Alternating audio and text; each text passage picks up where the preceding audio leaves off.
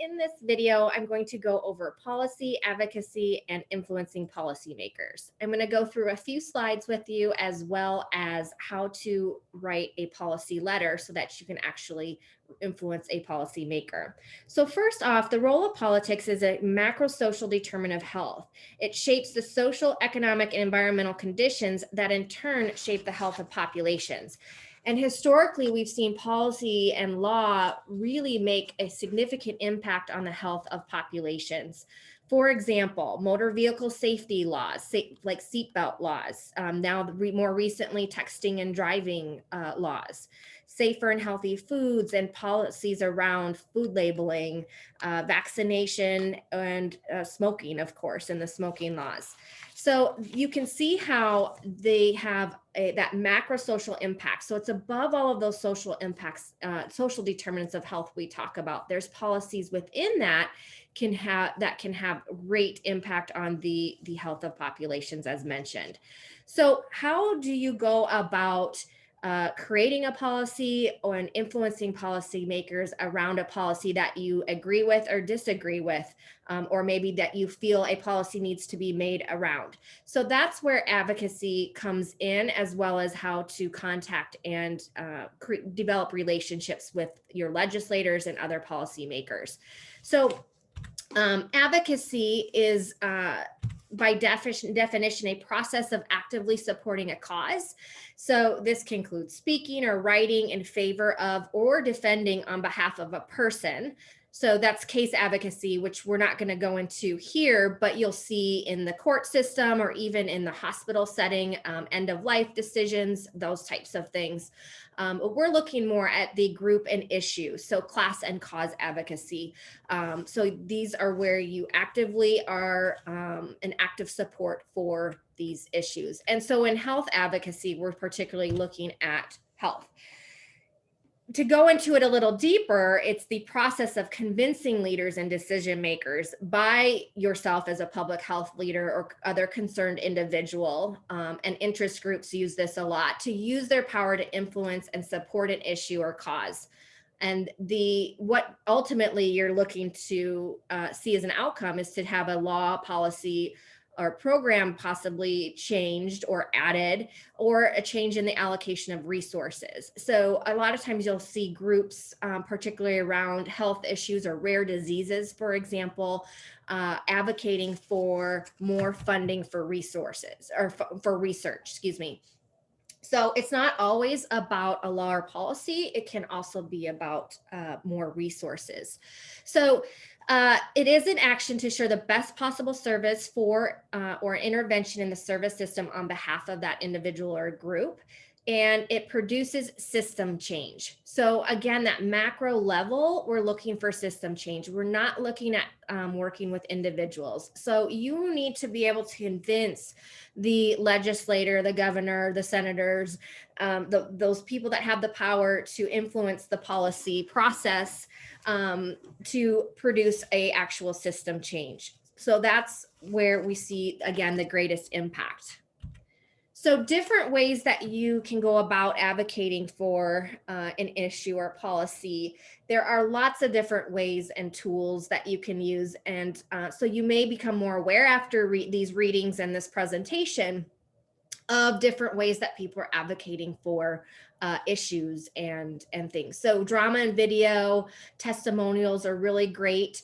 Mass media, the internet, of course, we'll talk about that a little bit more. Events, meetings, lobbying, we'll talk a little bit more about lobbying. Having project visits and having senators come and visit a program to see what the need is. So I used to work at the Northeast Iowa Food Bank, and we brought in legislators often because the Farm Bill greatly affects the distribution of food to food banks. So we would often have them coming because, not necessarily every year, but a lot of times bills go back up, resources are reallocated, budgets are redone. So you always need to keep the issues in the forefront of the legislators so that they continue to advocate for it at that level where they can make the change. So reports and letters, posters, and of course, bracelets, colors, ribbons, just to raise that awareness. So advocacy is also really about raising awareness. And then the letters are specific to the decision maker or policy maker. So we're going to talk more about those in a minute. Lobbying is actually one of the most effective ways to influence public policy, and that's a form of advocacy where you're actually physically and personally influencing a politician or public official about an issue. So oftentimes organizations will have days on the Hill or days on the Capitol where they get as many people as possible to go and lobby to talk to their representatives. So how do you talk to legislators? You need to do research about them. You need to know what they back, what they support, so that you can go in with an educated approach and an evidence-based approach, so that you are educating them where they may need more education, right?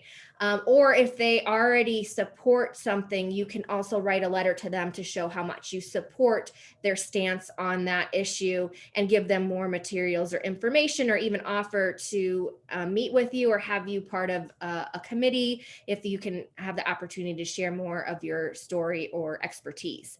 So meeting in person is a really, really effective way. They're often really busy. So if they're not there, so I've done some lobbying and gone and met with people in person at the Capitol back in Iowa. And, you know, it was great when we could meet with them, but sometimes you couldn't. So we would create policy packets and have policy handouts and briefs that you may have seen those before. That provides some of the key statistics around the issue and information maybe about the bill or policy specifically that you're wanting to be changed or enacted and whatnot. So you can call them as well and write a letter. Nowadays, there's email, but an old-fashioned letter can be very effective, especially pen and paper, since it's increasingly rare, excuse me. So I just pulled this out from Maryland, but I thought it was a good way to share this. And at the top left, it says, you know, it may only take a couple dozen phone calls, emails, or other contact from constituents to get an issue on your legislator's radar. But it could take hundreds. So, and most of the time it's going to take more than one, but you know, if it's effective enough, they're going to reach back to you and want to learn more information. So that's where it's really important to be effective. But if you can round up the masses and get more people to support you in trying to make the policy change and get the message across, the better.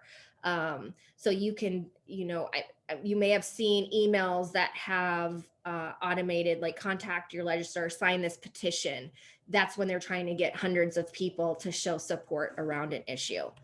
So I'm gonna now move to more of the assignment of to write a policy letter or to a letter to your elected official.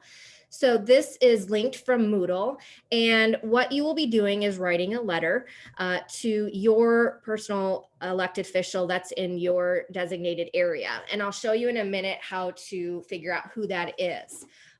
So I mentioned a little bit about the importance of writing that letter and what it is. So again, and I'm going to encourage you to send the letter or to email the letter. And I will provide extra credit if you get a response and can show that to me. So that's going to be highly, highly encouraged. So I mentioned some of the reasons why, but here it goes into more detail to explain an issue, express support, oppose a law or policy, informing them. Legislators are busy. They don't know everything. They are not in the public health field. So they need to be educated. You need to share what's going on with them. So they're receptive of hearing from you. They're just very, very busy. So a lot of times it's just a matter of getting them at a time when they're not as busy, or getting their attention in a way that is going to get them to get back to you. So the approach you take with your letter may be in any of these reasons here. So you will be picking an issue that you're passionate about, or you may pick something that's related to the pandemic that's going on, but you want it to be local, close to home, and something that means something to you. So when you write them, I'm not going to go through all of this, you will read it, but especially you want to write them when you know that the bill is going to be coming up for a vote. That's when they also can have that information. If they're meeting with their committees and the process is going forward, then that's a really opportune time to be contacting them. So pointing out deficiencies in a particular area, if you and things like that. So when you get to the actual writing of the letter, this is going to be the format. You're going to decide on the recipient, and again, I'll show you that in just a minute. But you will have, it will be formal at the top. You want to make sure you're using dear. If you know they're a doctor, use doctor, but use the official person's name. You will start off by explaining the purpose of your letter and tell them why you are concerned or pleased with the decision that's being considered, or any of the previous reasons that were mentioned above on why you're writing the letter. Letters should not be 2-3 pages. This is a 1 page. Remember, they're busy. So being concise is going to be important as well. Next, you're going to summarize the understanding of the issue or decision being considered. Explain your position on the issue. And when you're describing your position, if you have any personal experiences with it, this is a really good place to include it. The more you can provide, so you'll be providing them with evidence-based information and statistics around the issue, but anytime that you can also include some qualitative testimonial from personal experience or from people in your community, if you're leading a group of disadvantaged or marginalized population in some way that needs an advocate for them, then you want to include some stories or some testimonials from them. Describe what the changes will mean to you and others. So going off of what was just mentioned, identifying others who may be effective. So you can see all of these are combined. Acknowledge past support. So this is where, again, you want to know the areas of past support that the policymaker has supported, or the committees they're on, to show that you know kind of what their interests are is helpful. So acknowledge that if that is okay, acknowledge that I've said that. So describe the action that you hope they will take. If you have an alternative, you can offer it. And if you have the time and committee, you can ask how you can help. You can offer your support, or providing them an opportunity to visit the location you're working in or meet with you more, that type of thing. And then you'll close and sign your letter. Of course, make sure you check for spelling and grammar errors as well. And the letter campaigns is great when you get a lot of people and they get bombarded with dozens, hundreds, or even thousands of people. And nowadays it's that petition or online email and their forms. So they're not as effective as getting a bunch of letters. So many years ago, I worked on a pre-K early childhood education campaign, and we had the pre-K children draw and make cards, and we had notes on them and statistics and things like that, but they drew and colored on them, and we sent like manila envelopes full of like 3 or 4, so they would open them and they'd all come out. So that was fun, and it was a successful campaign, but that was one of many things. So a letter is one thing. So if you can connect and educate policymakers in multiple ways, so going back to those advocacy activities that I just showed you a few minutes ago, the more they're going to, see that it's an issue and hopefully support it. So in here, if you want to see some examples, they are very helpful. You go up here to the top and you've got some examples here. Okay, so these will be very helpful as you go to write your letter. Remember to include your contact information at the bottom as well, and you're not just signing it. So you want them to get back to you, so make it easy for them to get back to you. So I would, if you're gonna, I would even include your email, especially if you're gonna do the email route with them, make sure include it at the bottom as well. Even though they can reply, it just makes it easier that way. So, oops, the last thing I wanted to show you, and I realized I need to pull it up here, on your Moodle page, there are a series of links here. And these were going to be helpful for figuring out who your legislator is. So here's the link to the policy letters, and you've got who's my legislator. So this is where I would recommend starting. And you can just type in your community. So I will go with Lynchburg, Virginia. Find out, we'll click it. And your policymakers are going to pop up right here. So these are who they represent you. You are their constituent. So this is who you want to be contacting. So you can see that you have some that have an email right here, and it's easy to get to. Others you're going to have to go in and get more information on. They may not always link to a email. So this goes to many.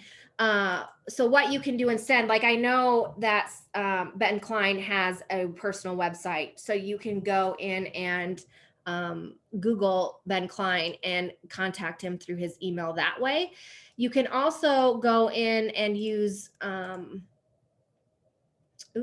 you can go back and use one of these others and go through the directory of the senators this way. And you'll find, so you'll just go through and use these to find your senator.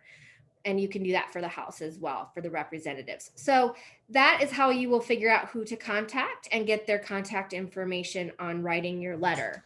The last thing that I want to bring up and show you as a resource as you write your letter is one, and as I'm getting that put together, you want to really develop a relationship. If you're going to be working in the public health field, you want to develop a relationship with the legislator in your community, because then they're going to, over time, they may look to you as the expert and they'll call you up, or you can easily call them when a new bill or policy is going into vote and you want to voice your opinion. So building that relationship, inviting them to events and site visits, and keeping them informed on topics, even if sometimes they don't write you back, but keeping them informed and building that rapport and relationship is really, really important. So on page 238, it's in the How to Influence the Public Policy Process here article. On page 238, there's a Making a Policy Case. And so this is also going to be very helpful when you write your letter, because you need to make sure you're providing a claim and grounds for the claim. So the resource I just showed you on how to write it, it does provide a very good template for the letter. But I think making the policy case here on this article does a little bit better job of kind of the approach you want to take and how to word the evidence that you're going to be providing to them. So use these. There's also a few tips. Avoid, jargon. Do not fear graphs and charts. They also are educated. That can also be very, those visuals can be helpful. Or if there's a picture, images are great now. They even can create some emotional response. So just be thinking of the topic that you are interested in. Think back of maybe if you've had social aspects of health, or there's been an issue in ethics or class, if you've had that class, or just in the news and with COVID, or the disparities that are going on with vulnerable populations. So pick an issue that you're passionate about and do a little bit of background research on that, and you can write a great letter to influence policy. Again, I will offer extra credit if you do send that off and get a response. So I'll need to see the response. But if you do send it off, send me a note as well. And it can be a couple days, it could be a month before they respond. Remember, they're busy. So I look forward to seeing your policy letters. Uh, and that's all for this presentation.